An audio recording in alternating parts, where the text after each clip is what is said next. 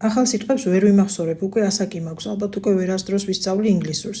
დამხვდა პირადში ესეთი შეტყობინება დღეს დილას. ხო, სიტყვების გარეშე არაა მარტივი ინგლისურად ილაპარაკო, ამიტომ მოდი, სამი სუპერეფექტური გზა ვისწავლოთ იმისთვის, რომ ადვილად დაიმახსოვრო ახალი სიტყვები ნებისმიერ ასაკში. პირველი, მოაბი ახალი სიტყვა რამე ემოციას. აი მაგალითად, ავიღოთ სიტყვა მაგიდა. გაიხსენე შენი მაგიდა, რომელიმე ისეთი მაგიდა, რომელიც კომფორტულია, მოგწონს, ასოცირდება შენ ბავშვობასთან, რაიმე კარგ მოგონებასთან და წარმოიდგინე ეს ყველაფერი და თან რამდენჯერმე გაიმეორე ეს სიტყვა ინგლისურად. მეორე, ისწავლე ჩურჩულით.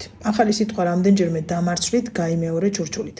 ჩვენ twins აქვს ერთი ესეთი თავისებურება, ჩურჩულით ნათქვამ სიტყვებს განსაკუთრებულ ყურადღებას აქცევს, რადგან თვლის, რომ რაღაც მნიშვნელოვანი ხდება, ამიტომ ეს მეთოდი ძალიან ამართლებს და სცადე. და მესამე ხრი კი, რაც უტყუარად მუშაობს ყოველთვის, აიღე ეს ახალი სიტყვები, დაყავი პატარა პორციებად, მაგალითად 5 სიტყვა დღეში.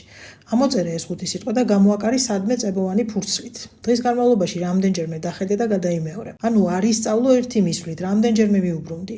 თუ პაწაწინა წინადადებებში ჩასვამ და ისე შეესწები დაიმახსოვრო, უკეთესი შედეგი გექნება. აბა შენ იცი, სიბერემდე დიდი დროა, შეინახე ეს ვიდეო, გამოგადგება.